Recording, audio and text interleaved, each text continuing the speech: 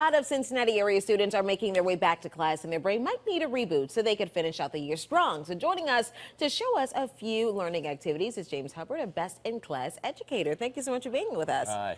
Okay, so tell us, what is one of the first things that we need to do when it comes to rebooting our kids' brains as they get ready to get back in the classroom? Well, one of the first things you want to do is start by setting some year-end goals, because the year's half over and students are going to feel like school's never going to end at this point. So start by focusing on what you want to do by the end of the year to keep them motivated and keep their grades up. Yeah, so what are some of the examples of those year-end goals? If you want to set a GPA for older high school students, or maybe a specific subject area for younger kids that they're struggling in or uncomfortable with, maybe reading a chapter book, something like that.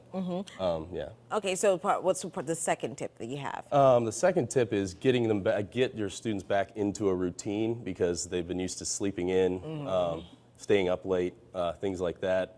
But more importantly, especially for the older students, is getting them used to doing their homework again and planning for their larger projects and stuff like that. A few students might have papers or projects right now that they'll want to put off until February when they're due, but yeah, you know, stuff like that.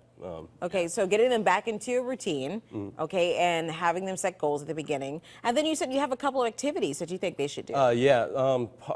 One thing you can do is try and tie the time of the year or what they're doing right now, which, you know, the winter, back to their schoolwork. So some kind of winter-themed, like, learning activities. For younger kids, you can turn building a snowman into a lesson about shapes, you know, something like that. For older kids, you can, the science behind the snowflake crystallization and process, you can look at microscope pictures of snowflakes and things like that.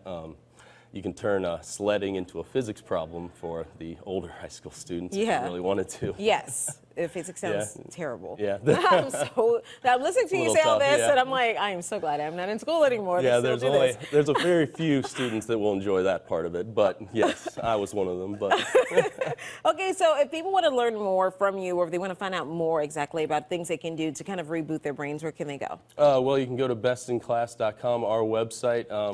We have our tutoring services and some exercises and suggestions like that, or you can look online, just any kind of, you can actually look at winter-themed learning activities, things like that, or, you know, just general learning activities as well would be good as well.